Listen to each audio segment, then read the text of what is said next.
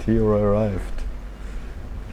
So the rest don't come up because elevator is broken. Yeah. Just keep climbing. That's bad. Thanks God I'm staying up here.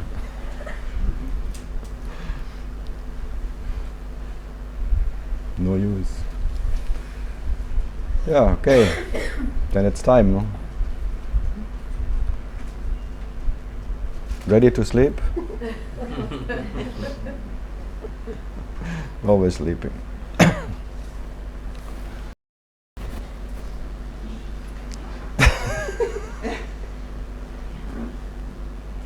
That's like, since 6 years, that's my vision.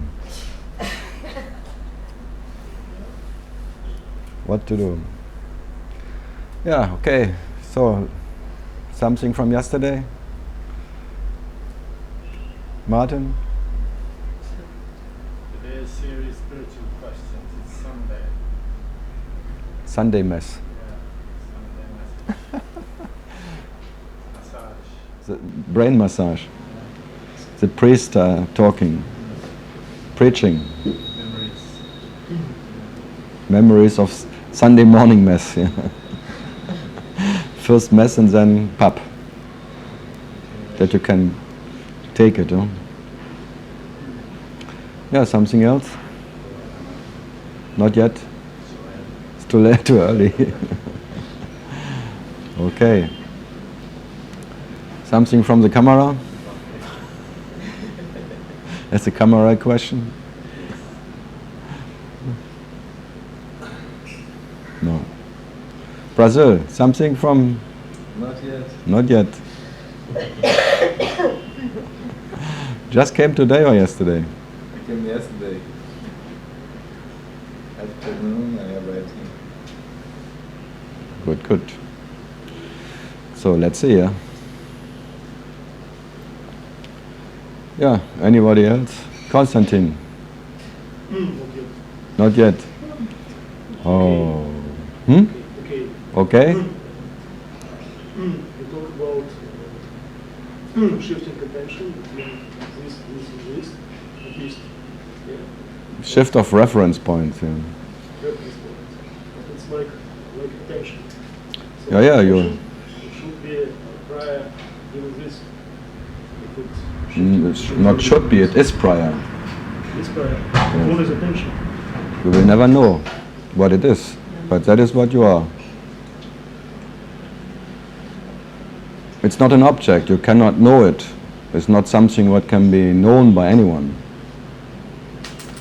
But you can say that is what you are, that.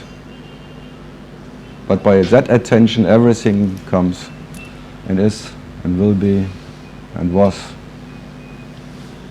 So now you're giving attention to this relative presence, and then it becomes your home, and then it becomes a bit narrow, and then you maybe think that's your whatever destination, or your, then it's something not fitting.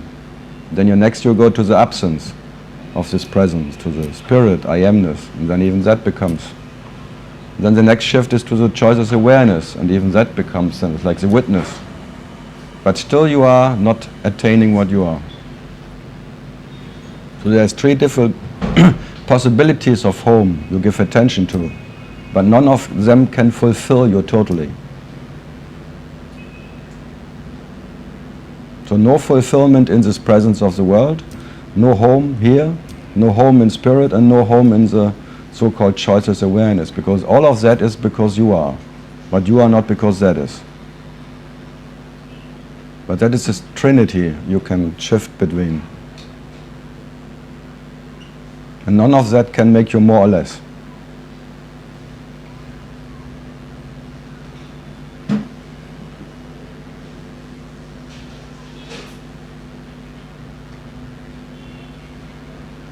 So there's nothing wrong with this, just that you give attention to this and you believe that this is your home. That's maybe becomes a bit... Then you feel uncomfortable.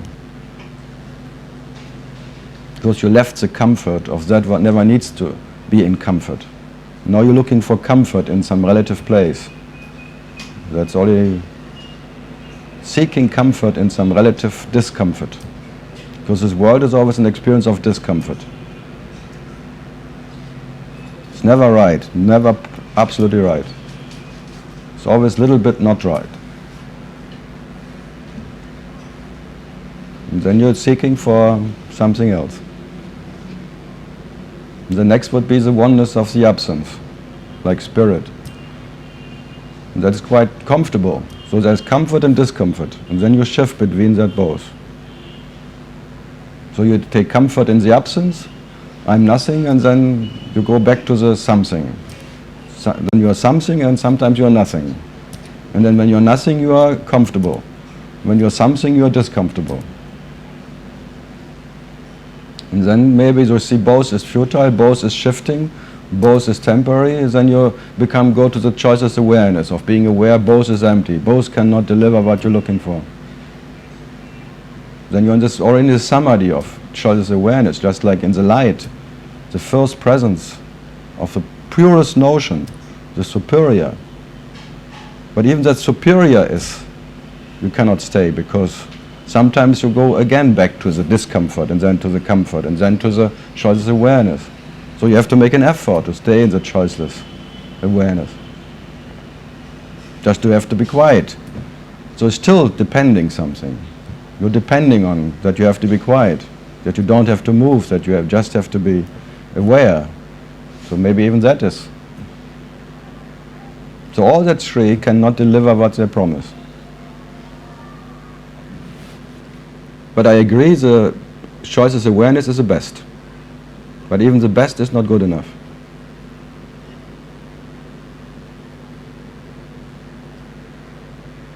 Only you to be what is, you call it para-Brahman or the absolute, is good enough to be. And no other, whatever, place of sensational experience, even the purest sensational experience of choiceless awareness, even by that you cannot attain that. And thanks God.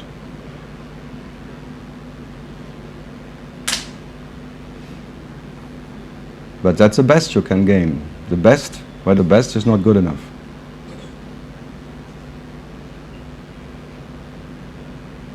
So even the superior consciousness, superior awareness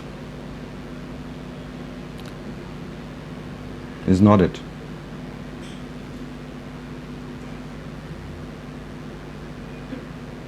Something else.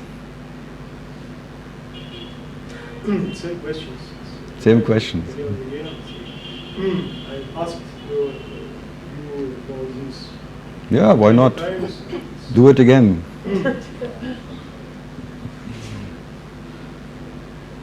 Until they don't come up anymore, maybe, or they come up and you don't care that they come up. Who knows?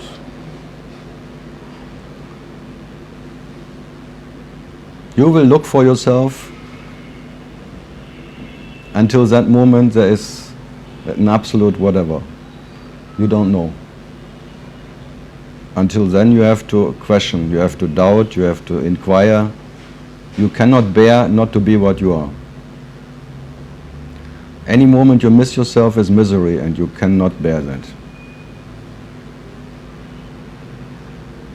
Until the misery is gone. What is this? For me, you are like a magic picture. Just ask you a question, and feedback is like a magic picture. I ask the same questions because I'm waiting for when this magic picture comes. This immediately rising, stronger, less stronger, difference. And I do my best, but I know the best I can do is not good enough. Because as I am what I am, I cannot deliver what I am. I cannot transmit you that what you are, which is already what you are. So I'm happy that I cannot transmit what you are by any answer. I cannot give you anything, what you not already are. So I can just point to that. And the pointers are just as futile as everything, but what else can I do?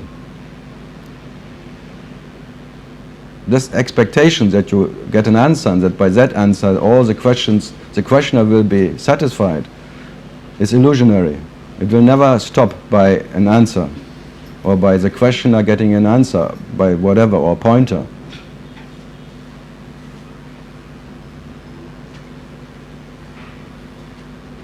So we can just have entertainment of question answers. Just continue. Yeah. I can just give you the answers, but I don't expect that something happens by that. And that is like meditation. This is whatever this talking for me is meditation. There is no expectation of any result. That's all.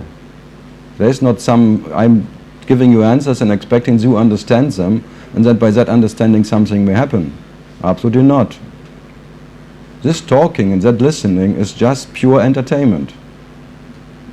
That is the nature of meditation. That's your natural state in action. So,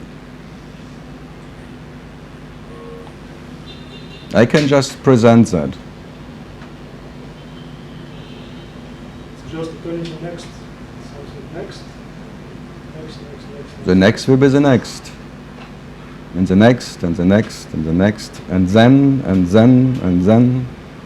Never ending Zen. That's all. Yeah, that's the Zen Buddhism. Zen and Zen. There is no it will never finish. This presence of the world, which is one aspect of way of you realizing yourself, is never, never as you are never, never. There will not be any one full stop and then the world will be gone for you. You expect that by one understanding you will be ever happy and there will be no questioner anymore. You want to kill some questioner by an answer, but you cannot kill something what is not even there. How can you kill a phantom, an illusionary eye? But you try, yeah? Yeah, it's stupid. Well, Just continue. it goes on and on. Any understanding, not work, because it just continue. Stupidity, continue. So, As I told you, you have to be in spite of the whatever. Inquiry is in a way stupid, it's dumb. You have to play ignorant, to look for yourself. You have to pretend not to know yourself, to look for yourself. I know it's dumb, but you better be what you are in spite of that dumbness you whatever experiencing. Any morning you wake up, it's dumb to wake up. I agree, it's totally dumb to wake up. If you could avoid waking up, you would just push a button off, on, gone. Never again, if you could. And you expect you get an answer which is like an ultimate button you can press and then the world is gone for you. No world anymore. I can kill the whole existence by just one press. So I agree, it's dumb to wake up. But the question is, can you avoid it?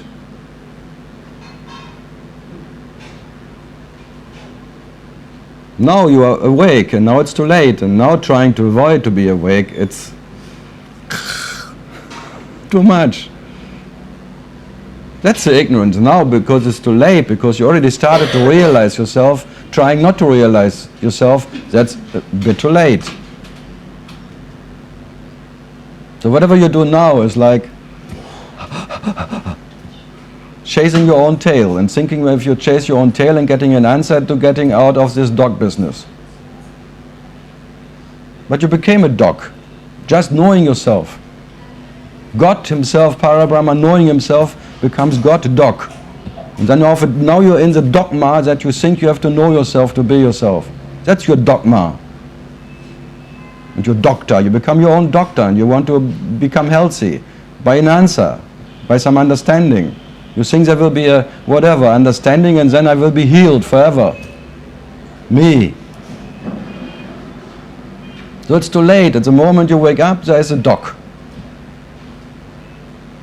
And then comes dogma, the mother, and then comes all the, look at it, all the information out of that dog and ma together, creating all that information of, look at it, the whole universe, coming out of the dog and the ma, and then this, what you can see.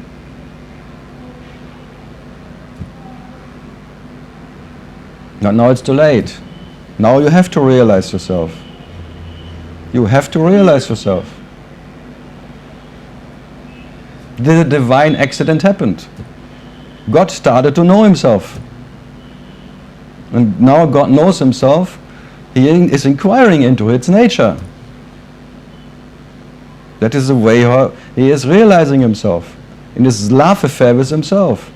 He became a lover and a beloved. And now he wants to know the beloved. So what now? And I can sit here only, he will never know the beloved in any relative way. To be the lover and the beloved, it's the nature of what is the Parabrahman, but not by knowing the beloved. It will never be any relative knowing, and this knowing will never come by any relative answer or understanding. So you're looking always in, you can only look in wrong places. And whatever the joke is, that what is seeking that what is seeking, all the time.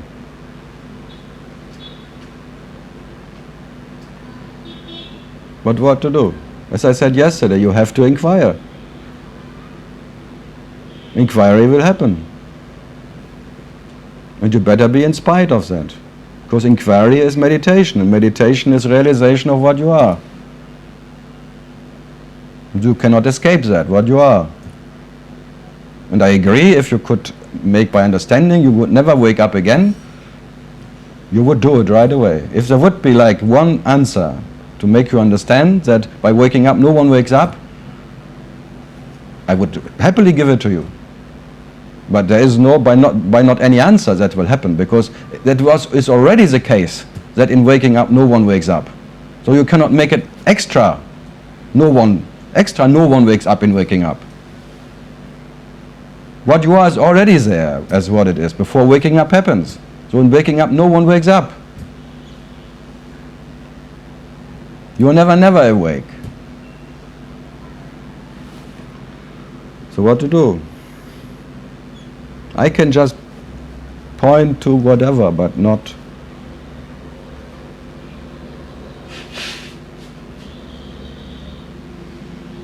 Sure, something else.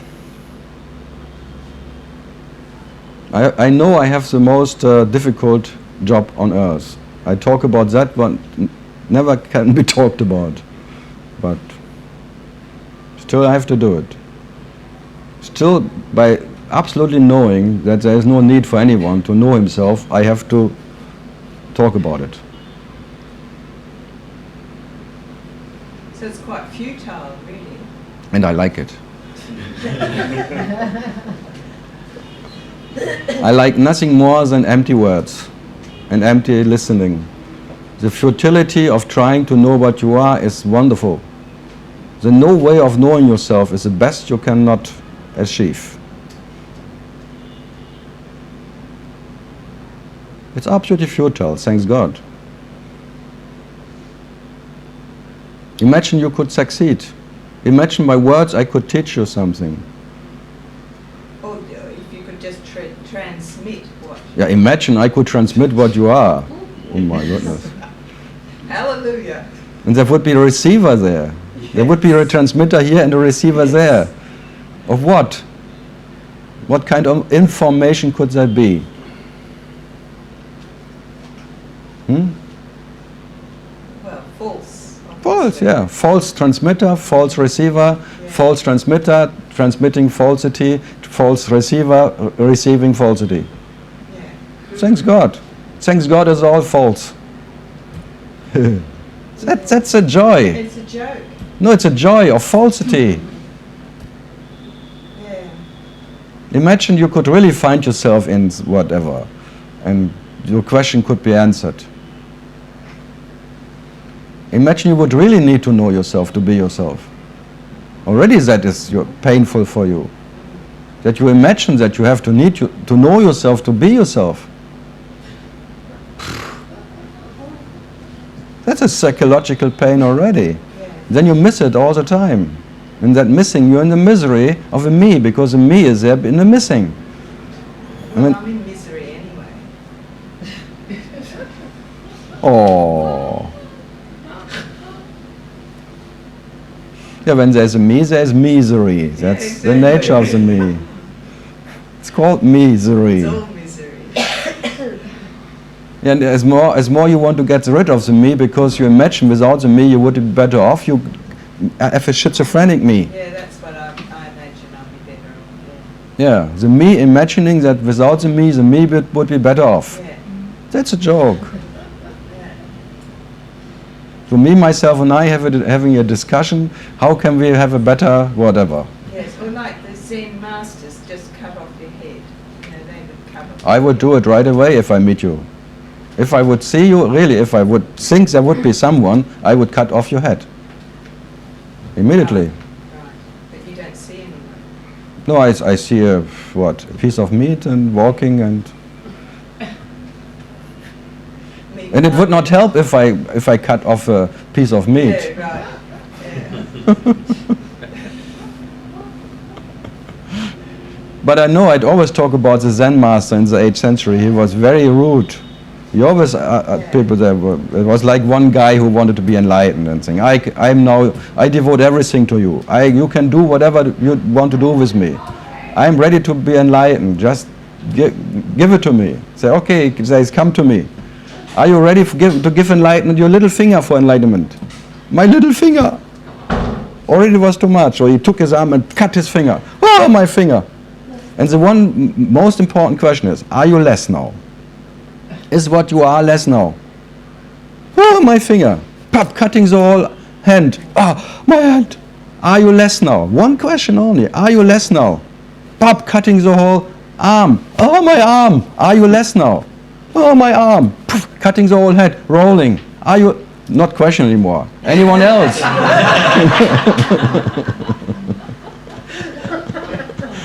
He had 3,000 disciples. And there was an instant enlightenment of 3,000 disciples. Whoever you asked after that, are you enlightened?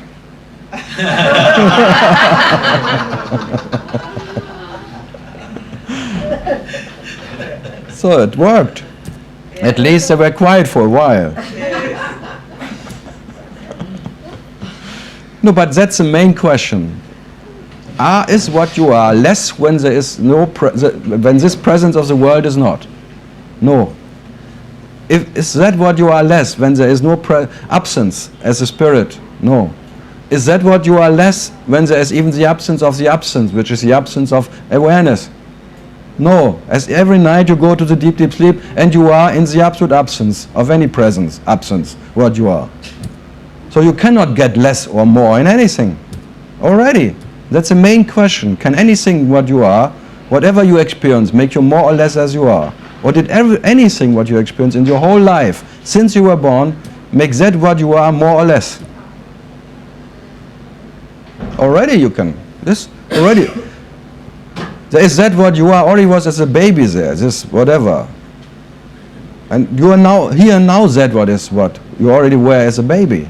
Whatever you learned till then, all that extreme experiences, never made you more or less. All what you learn now, all the knowledge and all what you whatever know now, is just like a luggage. It's like a dress. But your nakedness is uninterrupted. And one day this whatever will be naked again, because this body will be gone one day. And all the learning will be gone with the body, and all your understanding and all your precious whatever thinking and blissful moments of life and all that are like one flash, bang, gone. If the toilet, if that what is grace is pulling, then in one flash you will be gone, and all your precious ideas. Then the 0 is there again, what you're here now. You are the zero of the zero. And that is like in hotels, there's always a toilet sign. So what about karma?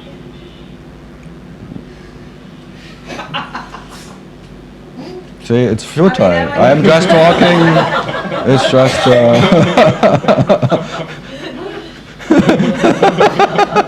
And then comes Sydney.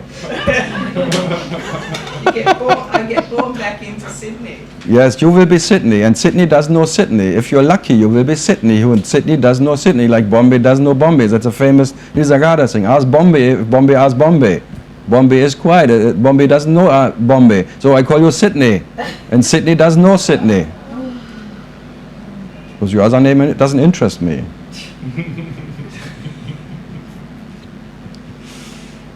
No, that's the thing. If you ask existence, you get never any answer. There's silence.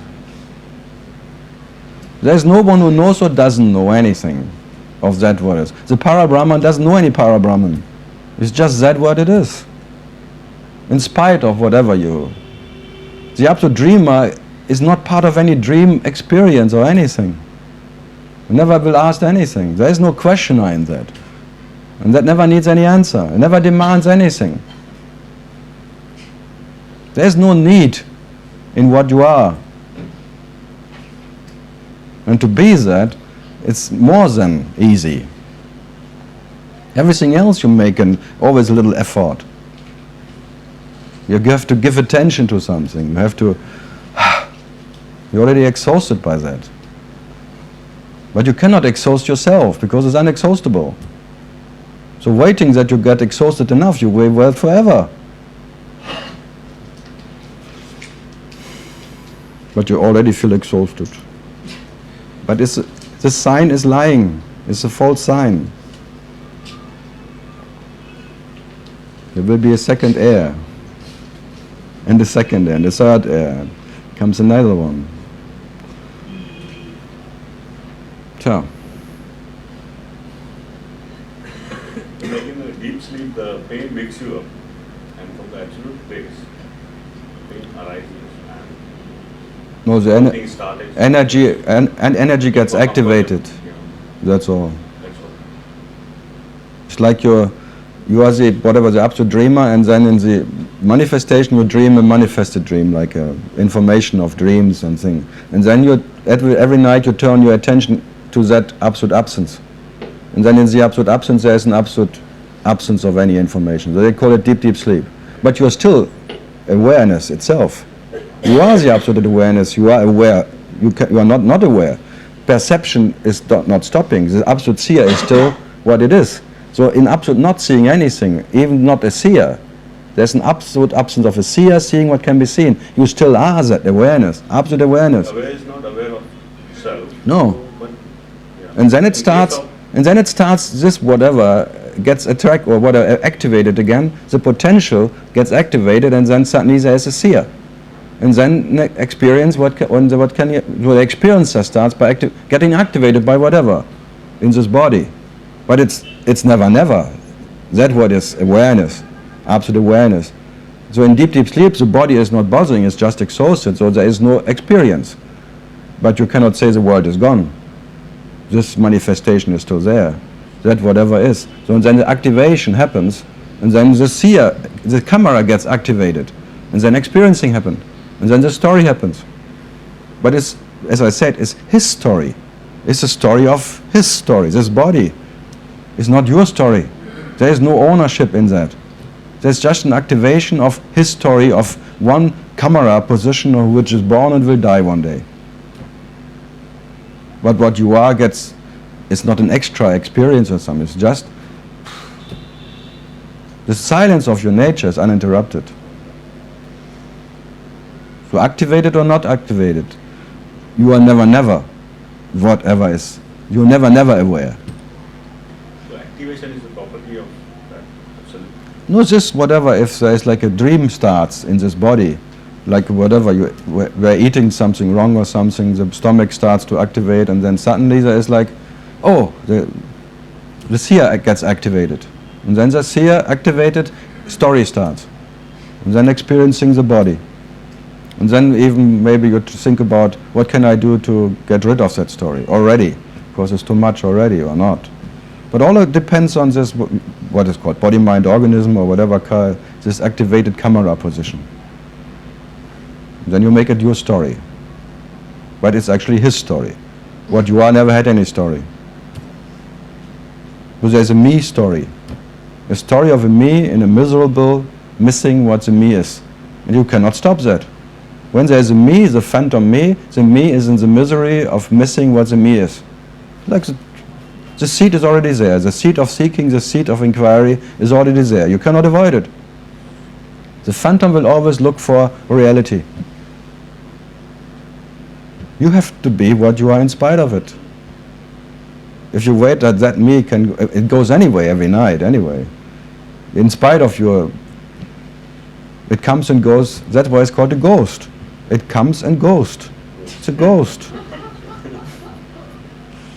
It's like a guest, uninvited, but what to do with that guest, as to say. The guest comes and the guest goes. The house still is there. It's always uninvited. No one invites it. Whatever. Phantom. But if it's there anyway, you better have fun with it. Because, as I said, it's a phantom. It's not like a worry tom or sad tom. Sometimes it prepares like to be a sad tom. Sometimes it's a tom-tom club. Sometimes there's a party in your house. Sometimes it's very sad, this tom. Very, very depressed. But I like depressed tom-toms.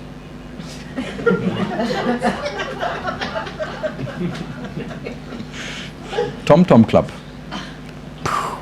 No, depressed. I like depressed because depressed tom-toms, they are close to the deep rest you are, because you are the deepest of all rest. You are rest itself. And if that what is a tom comes close to your nature of what, he gets depressed because there's a senselessness of existence.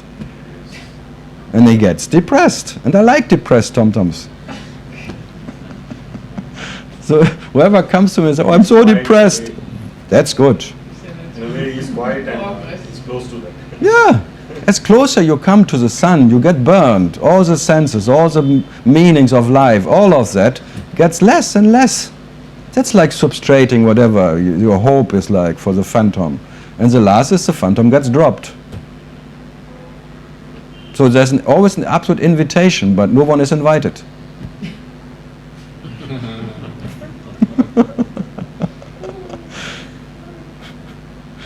So this is like you have to be as you are. You have to be the nakedness without anyone who is naked. You will never be naked enough for what you are. You will never be thoughtless enough for what you are. You will never be conceptless enough for what you are. And it never even asks for you to be it. It never demands it. It just takes you as you are, anyway. There's an acceptance beyond your imagination. Without that acceptance, you could not even breathe. There would not even be a world. So, what to do? No, I just can make this total, absolute discrimination between what you are and what you're not. And then, but it's not in anyone's hand to decide what he is, because you're already that. What is that? But by being that, and absolutely, there was never any missing. Never will be. And that what is missing will always missing. You can only experience yourself in missing. In that, whatever, this realization of a creator creating something what can be created. All that trinity in front of you, thanks God you are missing yourself in it. You cannot find yourself in one of that.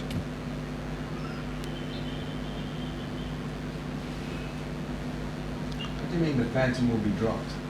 Yeah, every night it gets dropped. But no, and then it doesn't come back, and then it doesn't come back, that's all. It doesn't come back.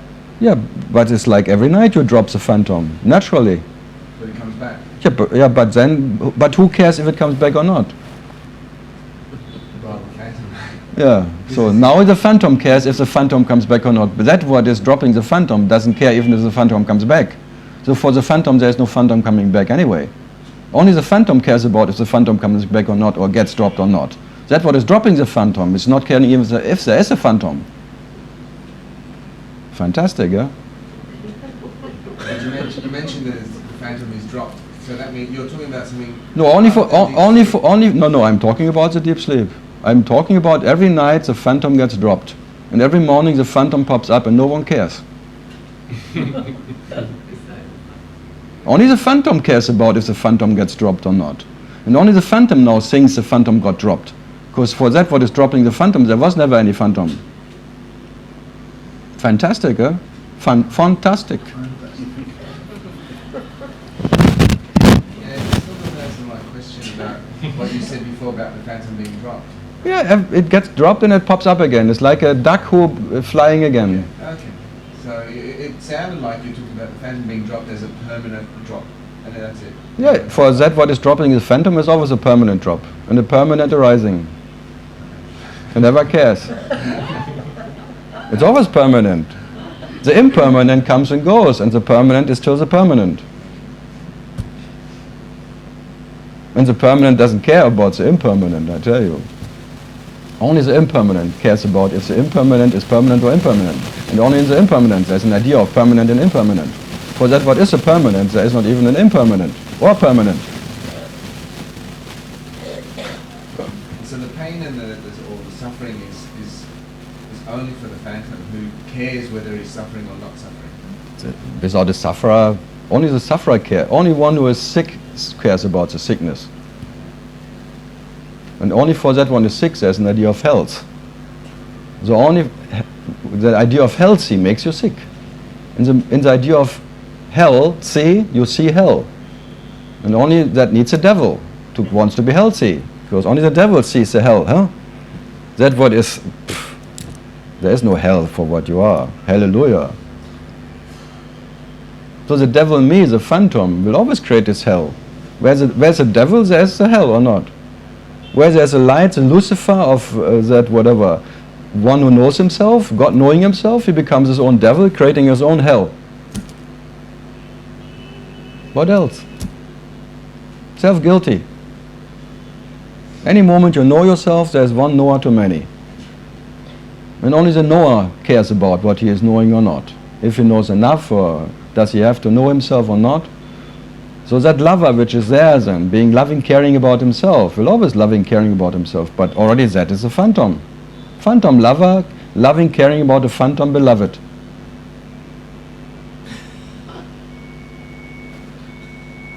Never-ending story, huh? About this love affair between one phantom loving another phantom. It's quite an entertainment, huh? If you're not part of it. But any moment you are part of that story, it's bloody hell. I know. That's really it's not funny anymore. To be the phantom is really not fun. But for the other, it's very real. For what? You are related, for the other one, when you are in the relation, for him it's very real. That makes more. It needs two. It needs two to tango. Yeah. To make the tango and talking about oneself. It needs two. Already inside when you wake up, you are two waking up. It's even three. Me wakes up and me, myself and I. Having a Trinity discussion. How are we today? It's like a hospital wakes up. Because like in a hospital, the nurse asks you, how are we today? So you are your own nurse, your own doctor, your own whatever caretaker, your housekeeper. Also all wake up at once. You just shift between the positions of them. Sometimes you take the position of the nurse, sometimes of the, I want to have fun, I want to have action, I want to this. All these tendencies waking up in you. The loving, the caring, the hating, the whatever, all the whatever you can imagine. All with that genetic designed entity, which is like a product of all the moments before. Just all that wakes up and then it plays out. And what to do with it? It's a play of genetic designed, all the moments of the demand of totality, which were the absolute moments before, the potential, playing out that, in fact, puppet. And the puppet cannot decide how to be played out, for sure not. And all that little tendencies and every nerve system and all things reacting, and sometimes you start to hate someone, you don't even know why. But maybe someone, whatever, in the past moments there was like a similar or whatever. You never know what happens. Or why you like someone, where there is a sympathy or antipathy. Why you react to someone when he just opened his mouth and other one can talk to you infinite and bullshit and you just don't mind?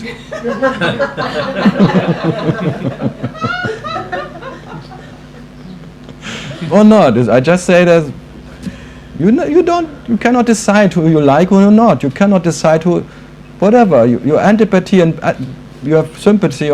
It's unpredictable. Fantastic. Like dogs. Some dogs they bark on you and some others they just are quiet. And if the dog doesn't know, the dog doesn't have to know why he doesn't like you. He just barks.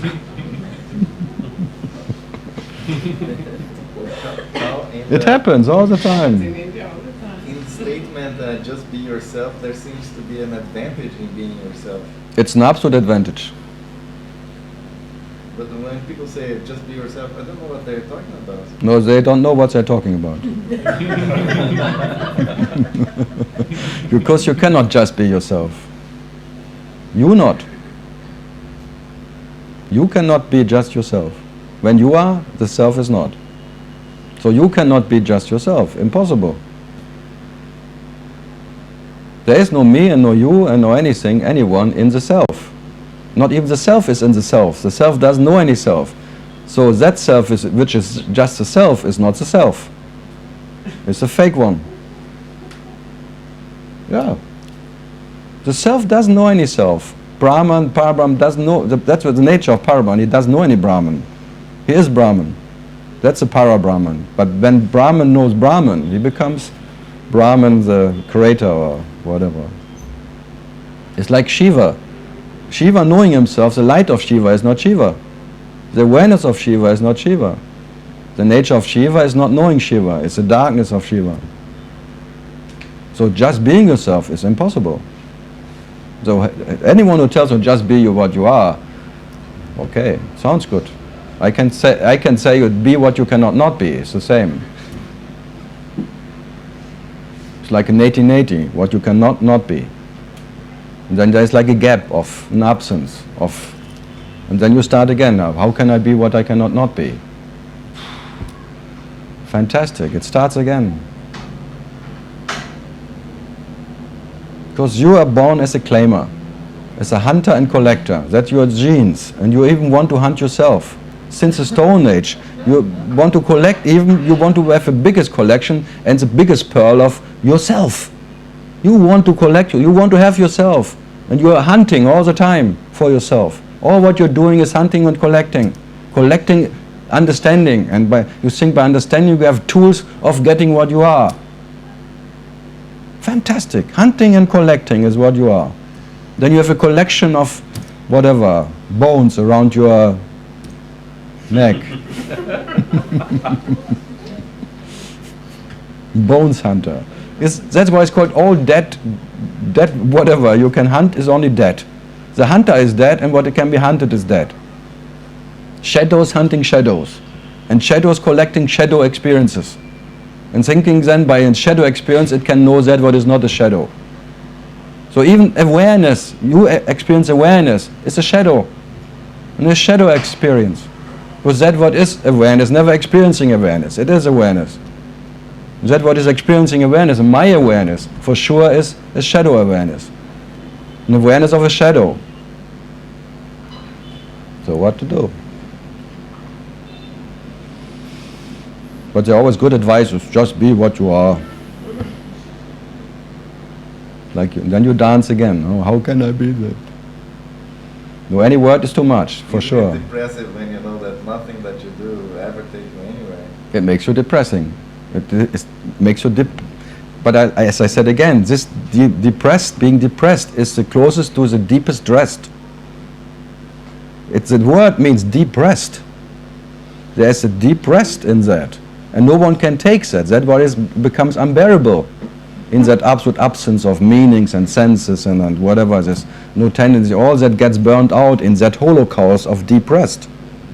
It's like a holocaust, like a burning out of that all our tendencies, ideas. If that happens, all it is a fire burns out what is not the fire.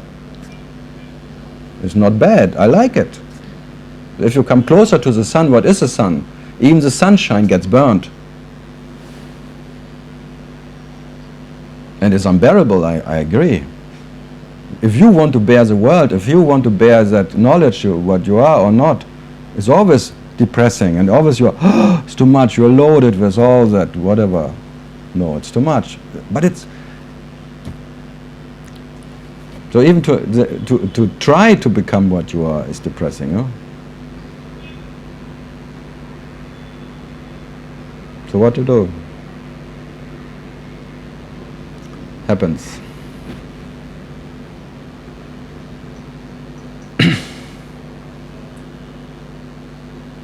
Then you come out of the depression again, like phoenix out of the ashes.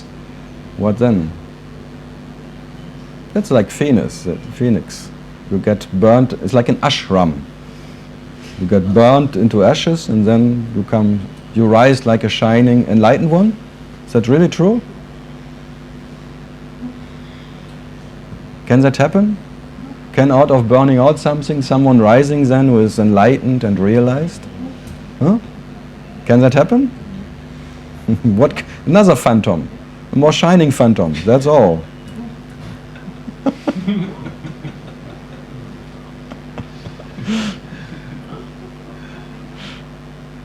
That's amazing, huh? And then people who are, he becomes a Shakti guru, such a peace in his presence, and oh my goodness. And all shadow, it's all shadow peace, and all shadow Shakti. That what is Shakti has no Shakti. And the Shakti can never be experienced. And that Shakti what can one have and can, in that presence you can experience, is a shadow one. Fake. Sensational experience of Shakti. What is that? Fleeting bullshit compared to what you are. Yeah, Shakti doesn't need Shakti, it is Shakti. And that what is experiencing Shakti for sure is not Shakti. It's just an experience, it's like a dream of Shakti. A dream experience of Shakti. And Shakti is what? Shanti, because there is no Shakti which is moving or not moving, it's just Shakti. There's silence. There's no experience of Shakti. And the Shakti you can experience is a dream one, that's all. And then because there's one who has more whatever, running, Kundalini is totally running freely, and then there's a shining Shakti presence, and boo, and even signs on the forehead, Om appears, and bum, and come bum, bambala bum. Circus, it's all circus. That happens in Tyrion. Yes, that's why I talk about it. That's why I don't go anymore. Bloody circus. It's fun, but it's. But if you watch people go and then talking about years about that experience.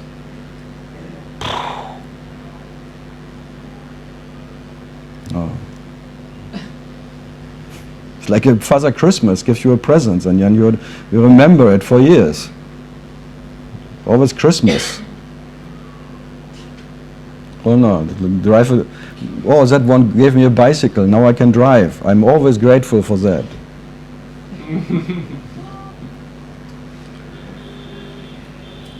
Yeah, Vikram, what to do, huh? But there are people who've experienced the Kundalini arising. Yes, every morning you experience that. You have to go to the loo, that's Kundalini. That's the lowest one, but it's Kundalini. There's so much written about it. Yeah, but this is a snake. Sad, and they do experience the opening of the heart and things like that with the Kundalini. Yeah, but what false heart has to be open? Only false heart, only heart to be owned by someone can be opened. It's like a tin opener or something. Then overflowing love coming out of my heart. Love never shows. How can love be experienced? It can only be a dream love, a dream opening, a dream whatever. Of course it can happen. But what can it only be? A fleeting shadow of heart. And who cares if a shadow is opened or closed? Only another shadow who has a shadow heart. People experience something, but what? Circus. They're clones.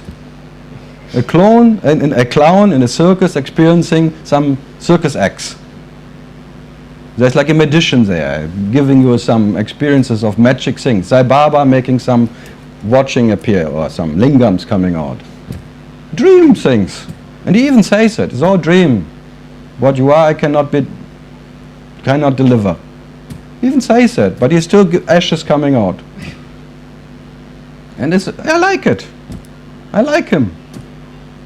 I like all the avatars, this whatever main thing, Krishna avatar, 64 main things, and all the stories are wonderful, but only no one needs them.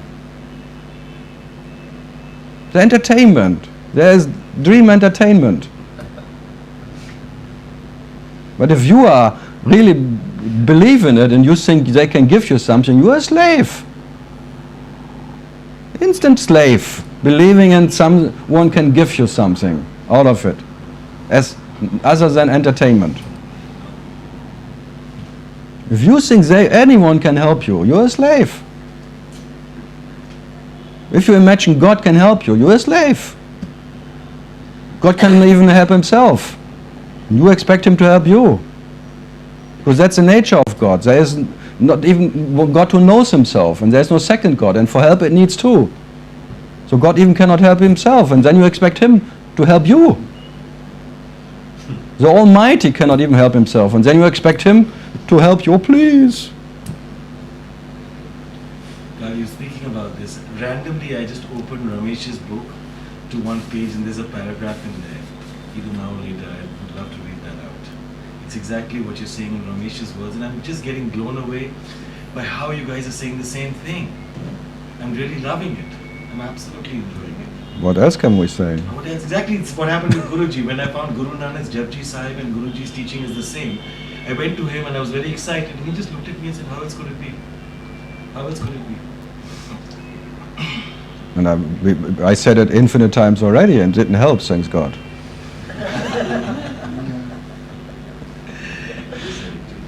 No, that's what the nature of meditation. You say what is needed, but you know it's futile.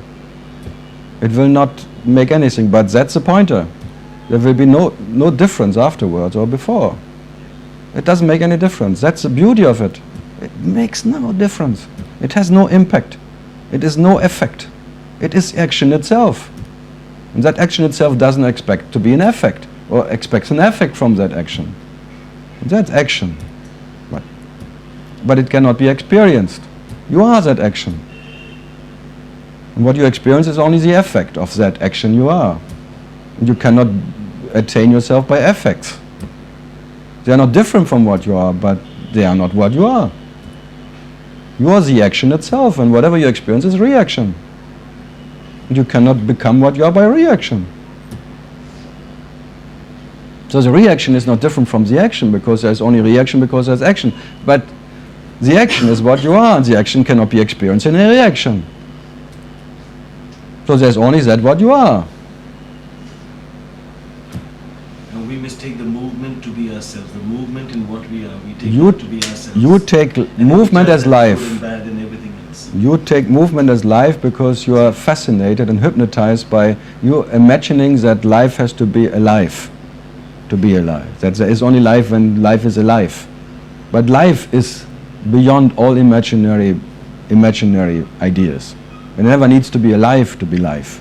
That life who needs to be alive, it's fake. That's all. That's why it's called life is silence. It's never born. Would it be right to say that the life that realizes that is alive?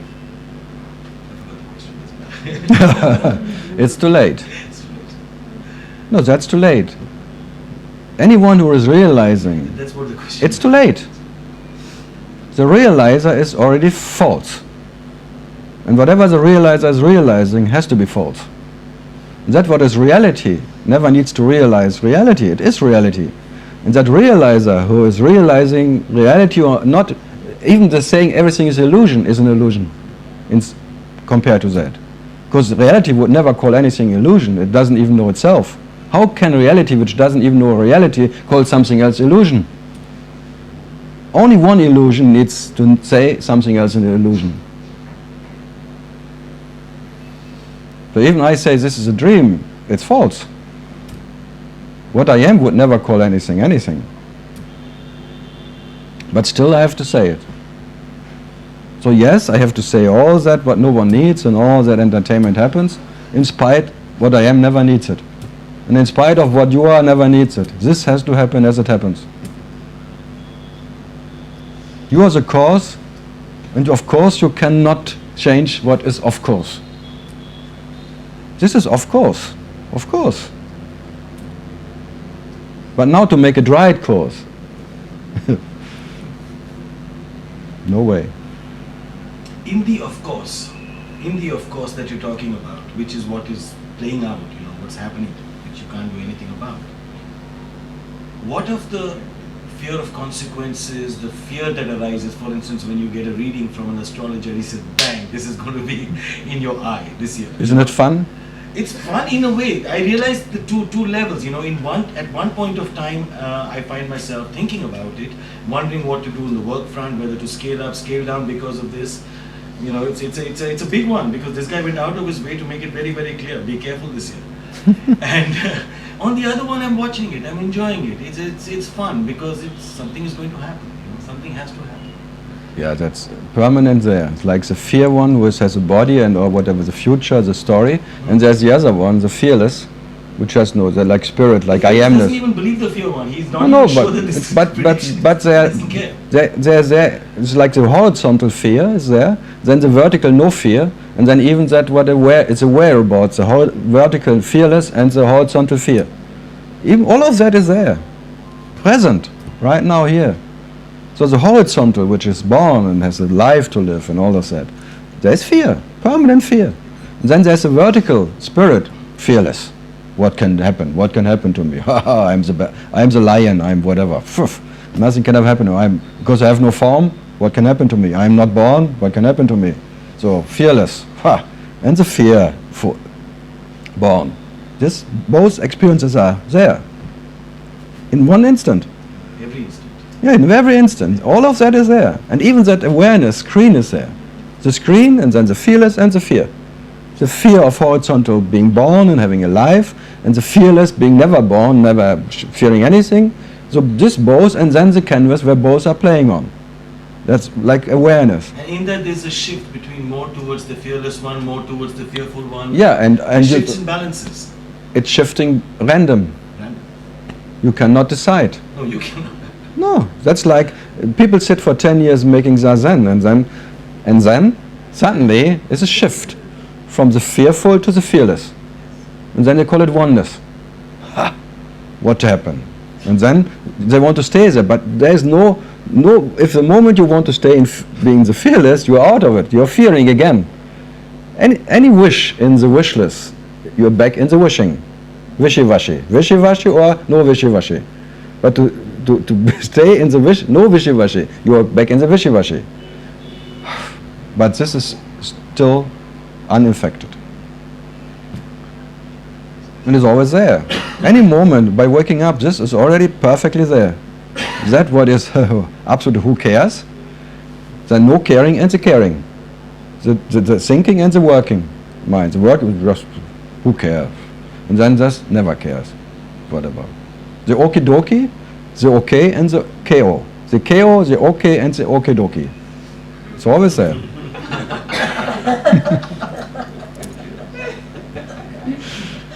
Yeah, and for sure it's not so bad to be in the okie dokie. That's why all the teaching or whatever the techniques are that you maybe attain the okie dokie state, the witness, being the witness and not what is witnessed. Then you are witnessing the fear and the non-fear, the fear and the fearless. You're witnessing and you're unconcerned about one of them. So that's the best you can get. But again, I tell you, it's not good enough for you.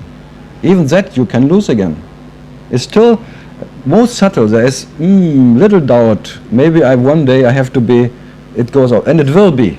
God is the doubt. God is? God is the doubt. God doubting himself just being. No, God. Belief in God is the doubt.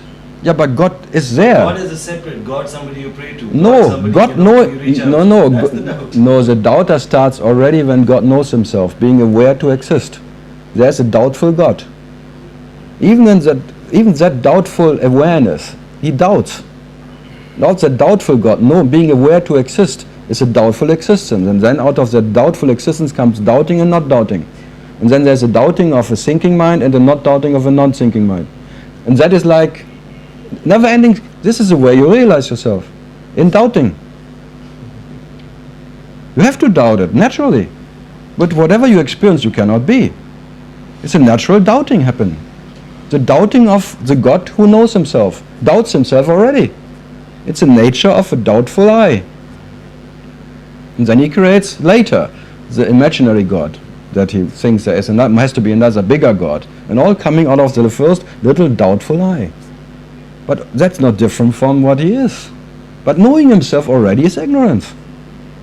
Any knowledge of what you are can be only relative, and relative knowledge is ignorance. So even though being aware to exist is relative. And from that relative, doubtful, relative experience of this purest existence, which is not bad, is superior to anything else. But the superior who knows the superior is not the superior. The highest who knows the highest is not the highest. The highest never knows the highest or lowest. And when the highest knows the highest, he knows the lowest too. So if you are the witness, you know something what you are witness, because there needs to be two. And already that is separation, and you can only experience yourself in separation. There's no other way. But what you are can never be experienced in any separate experience. That's the beauty of it, so let it be. So what? Does it make you more or less? Is in what way you experience yourself? Absolutely not. So you experience yourself as man, so you are the absolute man. You experience yourself as fearless spirit, you are the absolute spirit. You experience yourself as a witness, you are the absolute witness. But you're none of that. You are the absolute. Your nature is being absolute. And absolute is just that what is what you are. No second. There's nothing beside what you are. So what to do? And I can just point to it. And I can talk to myself like it. Come on. Did whatever you experience make you more or less? Even this most precious awareness experience, does it make you more? No, thanks God. Does it make you less? No. Does it make you less to have this phantom body working, or fruit body dancing or not dancing, feeling healthy or not? No. So it's always different. The next will be the next, so what? And there will be no ending of the next.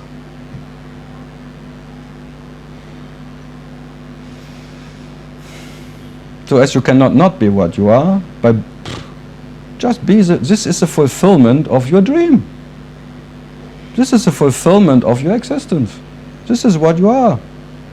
Just in whatever, meditation of that what is that. Karl, I've spoken to you about this once before also in Tiruvannamalai, but it was about bhakti. The thing is that I can clearly see how, you pray to a God with a specific, God, whatever. I see that, that's different. What to do with this feeling of bhakti that arises, this feeling of reverence, this feeling, it comes out of some nowhere. I'm not planning to start singing it. It comes out, the song happens. What is that? I mean, I'm not expecting anything from it. I'm not, it's not but that's gratitude, or bhakti is like that you are... What to make of this gratitude? No, just because that gratitude says that you meet what you are, even in the imagination, that doesn't expect anything from you. That there's a gratitude that you don't have to be thankful to anyone to be what you are. But that's, the thankfulness arises to a God. That's what I'm trying to... So then the God is created right there. When the thankfulness arises, it's towards creation, it's towards the source. It's towards, it could be Vaheguru, it could be Hanuman. It just comes up, and it probably comes out many times with a face on it. And it goes again. And then it goes again. I mean, so, I don't know, don't worry about it.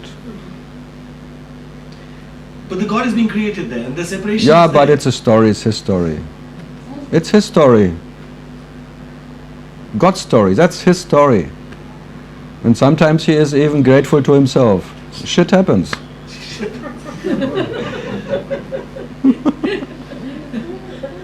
What to do, huh?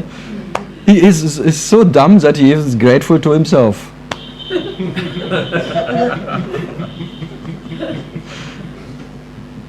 And whatever I met was a dumb God. If I meet myself, I meet dumbness. I'm dumb. I'm so dumb, and only because I'm love with myself, I can be so dumb. Only love can make me so dumb that I believe in my beloved. What else can make me so dumb to fall in love with what? Only love can make that. Well, this love energy, this absolute unresistible love energy can make you fall in love with this body. And you did it. You fall in love with it, and now you care about it as if it would be yours. Love makes you that caretaker. And then you fall in love with whatever higher caretaker, of an imaginary whatever. For sure. You are dumb. You're even dumb to wake up in the morning. You're dumb to start realizing yourself. It's dumb. So it's dumb starts dumb. So dumb gets dumber when you're experiencing, and then it's dumbest when you end up in this body. So dumb, dumber, dumbest. That's the way you realize yourself. But what to do if you cannot change it? It's dumb if you want to make it better. It's dumb. Or if you make it knowledge, if you want to make ignorance knowledge, then you're really dumb. You just see it as dumb. And you are dumb enough to fall in love with the first image, which is awareness. Love has to be there. You fall in love instantly by waking up. And you cannot help it. Love at first sight. And from that on, the love affair runs. The lover is there, and the lover creates bigger lover, lower lover, upper lover, papa la papa, papa mama, mama lover. Isn't it fun? And you cannot blame anyone. No one makes you so dumb to wake up. No one makes you to realize your reality itself, and you cannot blame anyone. You are self-guilty. You're out of your absolute potential existence. You just woke up to realize yourself. So now you have to, whatever. You can. Trying to stop is part of realization. So what to do? It's too late. Always too late.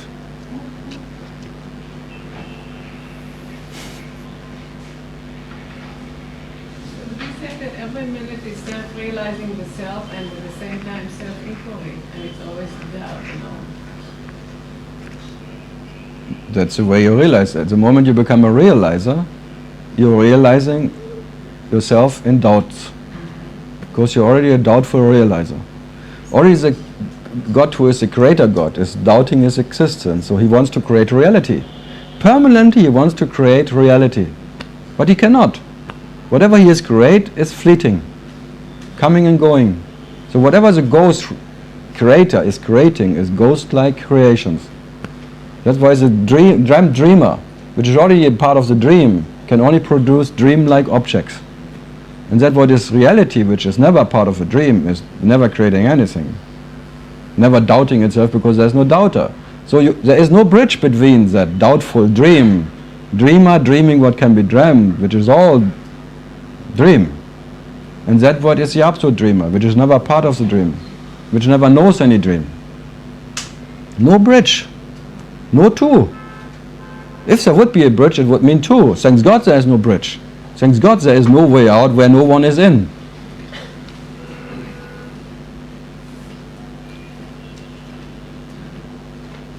So even to imagine you can get out of this is hell. Because if you imagine you can get out of it, immediately it places you in the dream. And then it becomes your reality. And then you are heavy duty. So in the moment that manifestation started, the need to realize what is not real started to. Yeah, to realize, you have to be that what didn't start with realization. That's all. It's more than easy. It's just being what you cannot not be, which is already there before realizations happens. And it will be after that, and it's during that. So it's prior, now and beyond, all that imaginary realizations. So this is what it is. It's like it can't be different.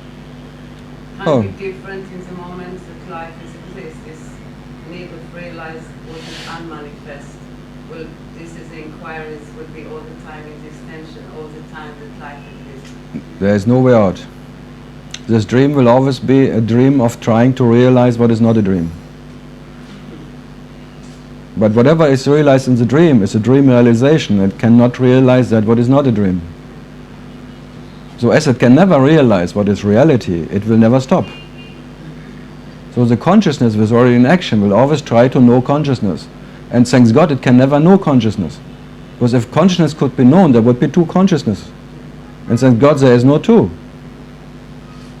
So thanks God there is no way of knowing yourself in anything. So the not knowing is that is. The not knowing without a not knower. But if there is a knower who claims not to know, there is one knower who claims to, again, too much to know, because he claims to know not to know. Life, this is life. Yeah, that's between the knower and the not knower, and both is fake. Whoever claims to know is fake, and whoever claims not to know is fake. So the knower who knows or doesn't know is both fake. When you say fake, you mean not real? Yes. That's false. Because that what is knowledge doesn't allow any knower or not knower. It is in spite of any presence, absence of anyone who knows or doesn't know anything. So any realization now you have, and think, and this knowledge is there. You think, you know that you don't know. It's too much. It's too late. So it's can never experience. Thanks God. That's why it's the absolute darkness you are. I'm in light. You are in light? That's impossible. I mean, the darkness, the light, the light. No, the sun doesn't know the sun. So the sun is like, that's why they call it the dark sun, the black sun. The nature of the self is like the black sun, the sun who doesn't know the sun. And the first light of the sun is like the light, the awareness light. It's already the starting of realization, but it's not reality. So the black sun is that what is the sun. And the sun who knows the sun, which is the sunshine, is already the realization of the sun, but it's not the sun. It's not different, but it's not that what is the sun. So you have to know yourself as that what is the sun, by being the sun. But that what is the sun doesn't know any sun.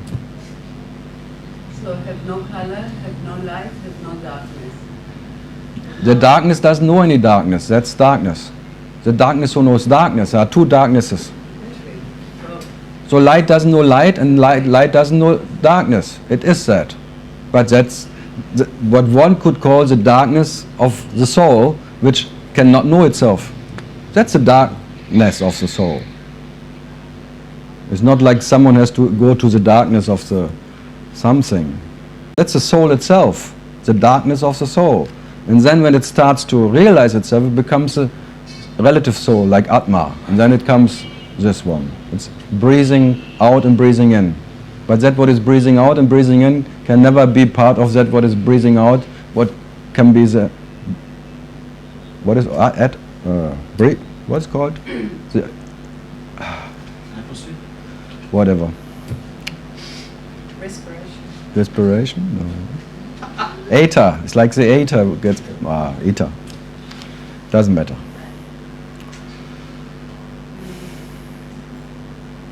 And that's the very nature of everyone who is here. Or the nature of whatever you say.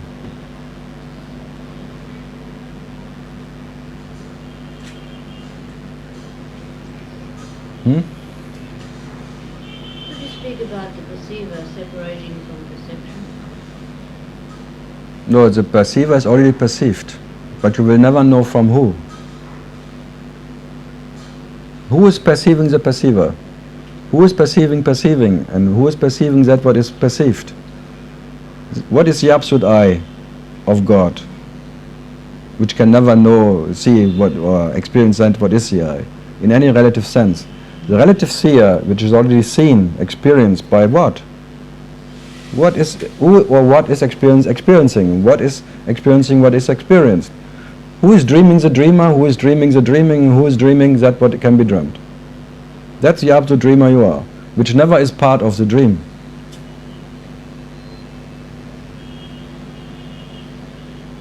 So there is separation as an experience, but by that experience of separation, no one is separated.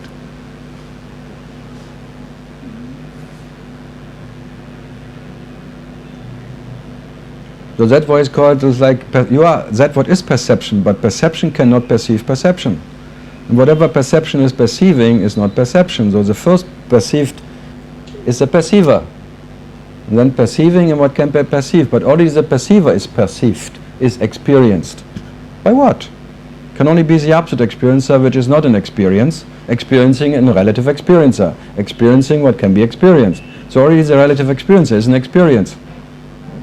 Dream-like experience, experiencing a dream-like experience. And that what is experiencing the experiencer can never gain or lose anything in whatever the experienced experiencer is experiencing. It's like the absolute knowledge, out of that absolute knowledge comes a knower. And the knower then has more or less knowledge, or relative knowledge. But that what is knowledge, which is producing the knower, who is knowing or not knowing, has nothing to gain or to lose in what the knower is knowing or not knowing, or how much he is knowing or understanding. It's all, it's fun. Oh, he is stupid today. Oh, how stupid can he get? Yeah. So it is futile to do anything to get to know you. It's futile to do anything to get to know yourself because you are already. That what is what you seek. Yeah, what you seek. So but in spite of that, it is futile. You have to do it. You have to do it. So we're going around. We're still going around in that circle. We still keep going around in that. Yeah, it's a merry-go-round. Yeah. It's all a merry-go-round, and you always this experience you had always already infinite times. It didn't help last time, no. So it won't help next time. And the next experience you had already infinite times before, and it didn't help last time. It will not help this time.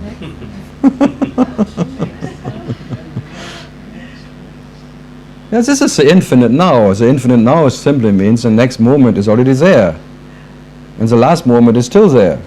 It's just one frame you see now. And last time this frame didn't help you. You are framed now. Okay, because you're looking at a frame, looking out of the window.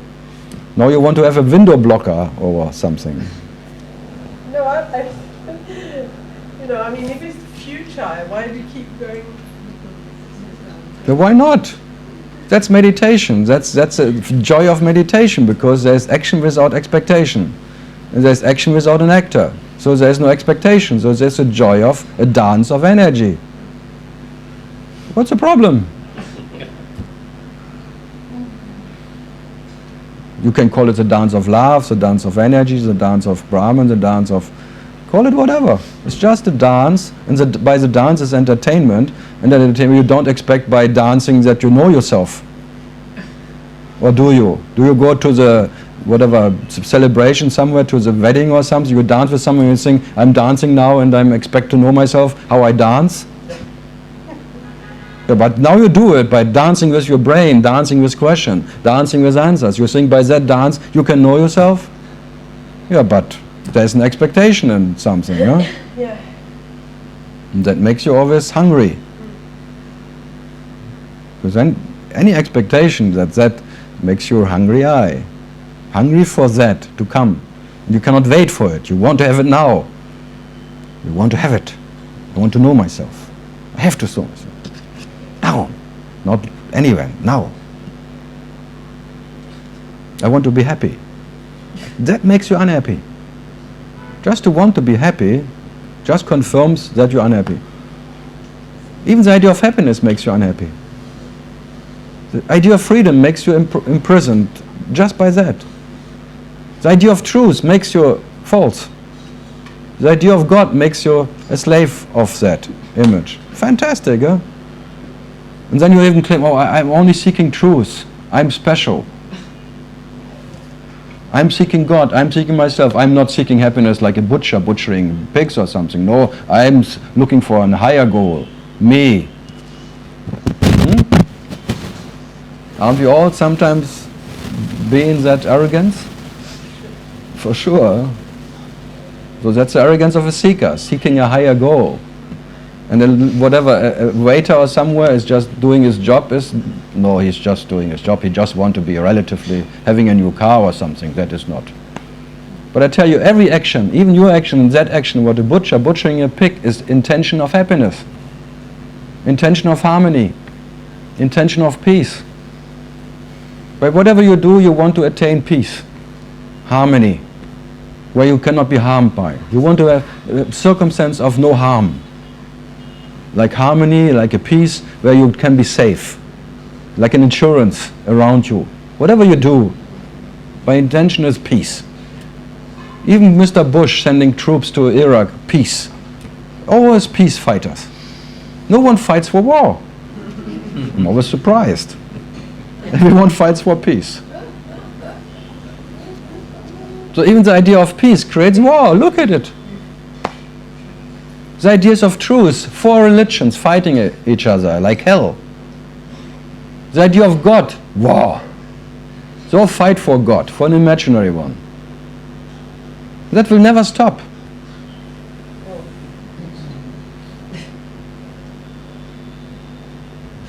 You say when you speak there is no intention. There's an absolute intention. But I don't want to teach anyone. I'm talking to myself. There's an absolute intention of entertainment. Because you can.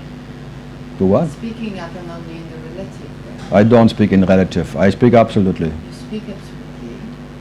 Yeah, you listen Speaking absolutely. the experience of. No, there is no one who is experiencing anything. I'm not talking about you. Yeah, but you. Yeah, but there is no one. How can I talk to you?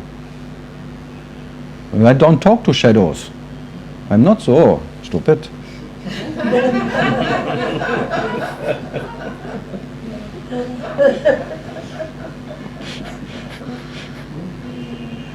But she wants that I talk to her all the time. And I always tell you, I'm not talking to you. Is it difficult to pretend to be the shadow, to be in the shadow No, from your place? no, it's very easy. It's very easy. I'm absolute shadow now. And I only see absolute shadows. No, it's more than easy. It just happens. There's no effort, nothing. It's just natural. There's natural reactions. Reaction follows reaction. Moment, moment, moment. Word follows word. Answer triggering, question answering, triggering answer, or sometimes the answer is here and someone has to ask the question. But to deal with the other shadow, pretend to be the shadow. Yeah, but Because other is the real. Other think is the real. He's not really the yeah, but I don't. any shadow. But then I would be stupid to make it my problem. Yes. You taking yourself a shadow doesn't make you more or less. Me taking myself not a shadow doesn't make me more or less. So there's what we are, what is your nature, what is this nature and their nature, has nothing to gain or to lose. No gaining and taking himself as no shadow, and no losing and taking yourself as a shadow. There was never any problem in it. There was never any danger. For what you are, there was never any danger in anything. So you play to be fearful. Do it. No one cares, not even yourself. It's not a danger, but it's difficult. Yeah, but being in that club of difficult, the difficult club, maybe it's fun. You would try to cultivate the differences. Why not? This is cultivation of differences, the difficult. You make it difficult. So, but by making it difficult, does it make you more or less? No. So you can make it difficult like hell. Complexity, I'm limited. And you make an internet. Look, consciousness making internet. Everyone has to be connected. Facebook, Twitter, everyone knows everything from everyone. Still not. Always greedy for more. Information. He wants to know everything. Consciousness wants to know itself. And that's part of his inquiry. Creating an internet. Websites, infinite websites, companies and blah, and then even hugging into it. And little worms and Trojans and all of that. Fantastic. Chinese against that, and they want to know that. Oh, no, you cannot know me. Ha ha. What a dance. Then they Google. Ha ha ha. I like it. I don't see any danger for anything. It's like Big Brother watching. Yes, let him watch me. I'm not different from my big brother. The nation wants to know whatever everyone every time is doing. So what? Let them try.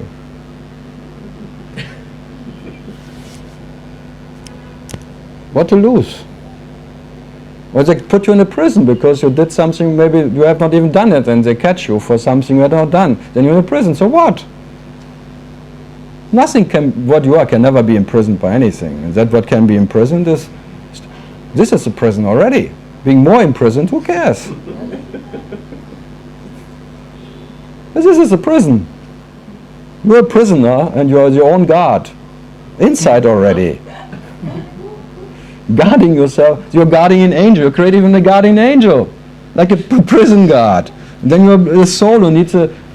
Then you look for a soulmate outside. Oh my goodness.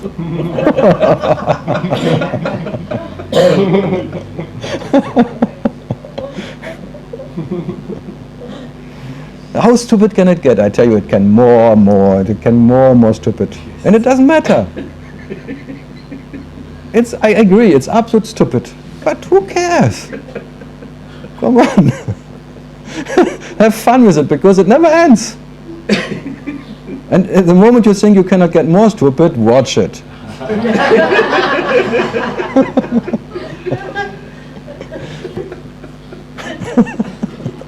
It's like you promise yourself, every day you promise you something, not to do again, or you promise, and you break it permanently. And you like to break the promises. You know, the moment you promise, you know you will break it. You already smile inside. I never smoke again.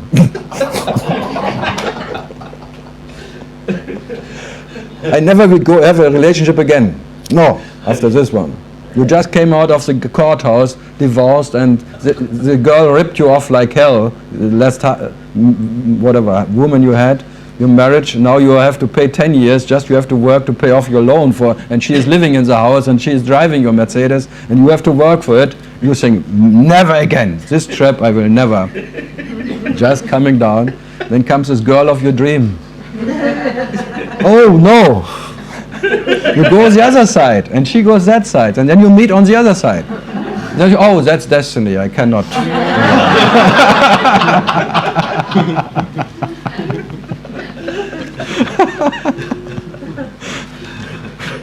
So then you call it destiny and then, okay.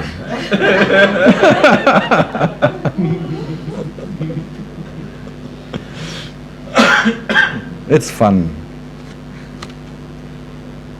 Enjoy the stupidity, because that what is knowledge you can never enjoy. You have to enjoy the ignorance, and that's the only thing you can enjoy. What you are you will never enjoy in any relative way. Thank God. So enjoy yourself. It takes a while. And if you don't enjoy yourself, there is no other self who enjoys you. But you do it anyway. Don't worry. There is no moment without enjoyment. Because your nature is joy, and whatever is the realization of joy is joy. Joy, joy, joy. It's like Shanti, the nature of no separation, no second, creates Shanti. What else can be coming out of Shanti as Shanti? Even war, even all of that, the whole universe is Shanti, harmony. The harmony of your nature, which there is no second, and never be disturbed, is that harmony of that, whatever is a manifestation of it. Out of harmony comes harmony. Even here there is no second. There is that existence which knows no second. And that is what is your nature, and your natural state is to be that. And taking yourself as anything else is artificial. And by being artificial, you are, in a way, suffering about yourself. And that's really stupid. And then the story continues. But to be what you are, you cannot suffer about what you are. It needs two to suffer. And only in two-ness or in separation there is suffering. Otherwise there's just what? Yeah, Krista?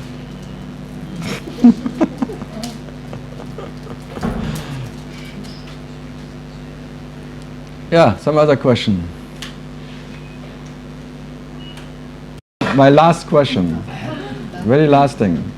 So, speaking of suffering, what about the Four Noble Truths? Like the first thing is the admittance of suffering, and then there's the, whatever the... The what? The Four Noble Truths. Did Yeah. you speak about that? What's the first? The first is admitting there's suffering. First is like there's suffering or there's Yeah, that's no. Buddha said when Buddha was meant when he was asked like, did you ever experience misery? That is like, and then confirming, yes, now. There's an experience of misery. Okay. And then Because in misery, the nature of misery is there's a me missing what is a me. That is the only way you can experience yourself in. You can only experience yourself in a me, experiencing the me and missing the me. So there's a misery, you cannot, there's no other way of experiencing yourself. But then he gave it like a way out. Yeah, being that what is, that there is no one who is miserable in it. There's an experience of misery, but by the experience of misery, there is no one who is miserable.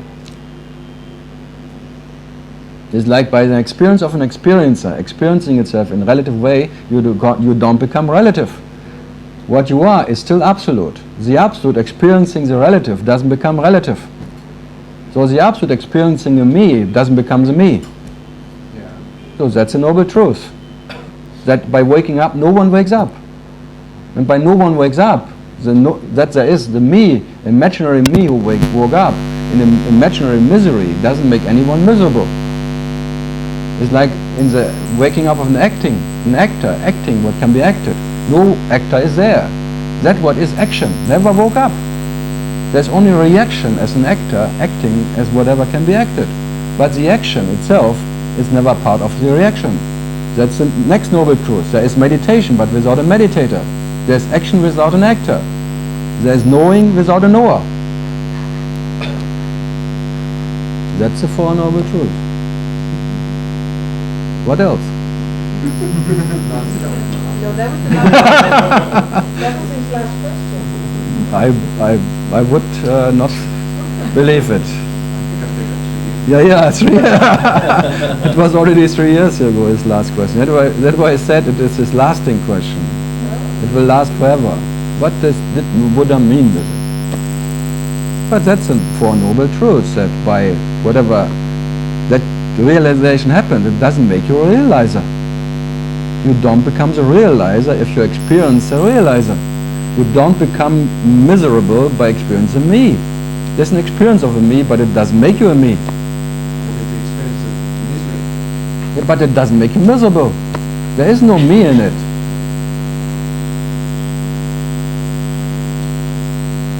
You experience a phantom, but by an experience of a phantom, you don't become a phantom. And you can only experience images. You can never experience that what is imagining everything. That what is imagining everything will never be an image. And that what is imagining everything, which is reality or parabrahman, whatever is imagined by that, it never becomes that imagination. So there was never any danger in anything. The dream is a dream, and the dream is a dream. But the absolute dreamer, which is not a dream, cannot be harmed or whatever altered in that dream.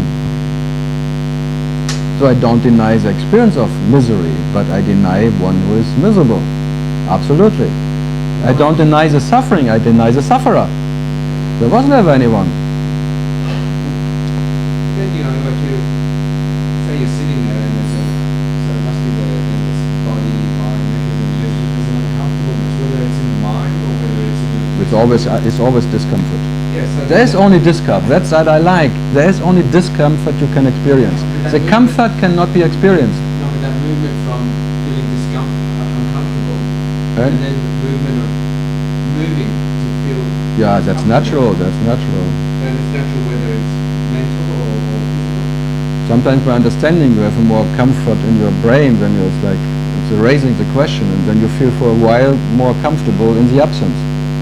Then comes the presence of a question again, or a question, and then you want to solve that problem, and then you have an answer, and maybe the answer is maybe solving the problem, and the questioner dries for whatever time, but for sure the questioner pops up again. And so this is what No, I'm just repeating what the whole whatever story of sages or people, Nisargada's and inquiry will never stop. You can only experience yourself in misery. What is happiness cannot be experienced. Whatever you experience is the experience of unhappiness. And you have to be happiness itself, not knowing happiness, and you are comfort. And you will never experience comfort. That's the beauty of comfort. There is no experiencing comfort and no danger at all to lose it again. There is no one who can fear it. The experience of relative comfort you fear instantly to lose it again. So it's a discomfort already. There is no happiness in any experience. Thanks God. Happiness is your nature and can never be experienced. And the happiness you experience is a coming and going one. So it's unhappy again. There's always doubt in whatever. Thank God, you have to doubt whatever is there. It's a natural doubt of whatever. Even you doubt instantly the doubter, which is there. Doubting the doubter, doubting the doubting, doubting what can be doubted. It's all doubting, doubtful. Naturally. It's an inbuilt seed inside. The seed of doubting. No, no, no. And there is always a no to whatever you experience. No, no, no, no. Nati, nati, nati. Naturally. And the absolute less is never pronounced. The absolute positive is always there. And you're always that. But never needs to any positive thinking or positive whatever. It is a positive. And doesn't know any positive. Whatever the positive is knowing, can experience, is not the positive. Can only be the negative of the positive. Thanks God, the positive cannot be experienced in any negative experience. It's not different. Thanks God. So comfort is what you are, but you cannot take comfort in it. There is no one in comfort or at comfort. So peace is your nature, but peace doesn't know peace. And the peace you can know is a relative one. So there is no peace. So the unreal will never become real, and the real does not need to become real. That's all. That's all one discrimination. Reality doesn't need to become real. And that what has to become real will never become real. It will always be unreal. That what never needs to do anything, reality, which is reality by nature. There is no need or demand of reality. It is reality. That what has a demand and need of reality, it will always be unreal. And there is no bridge between them. The dream of unreality, of doubtfulness, will never end. No happy end, thanks God. No beginning, no happy end. Imagine happy could end. Happy end. Just the word is hell. Happy end. That's...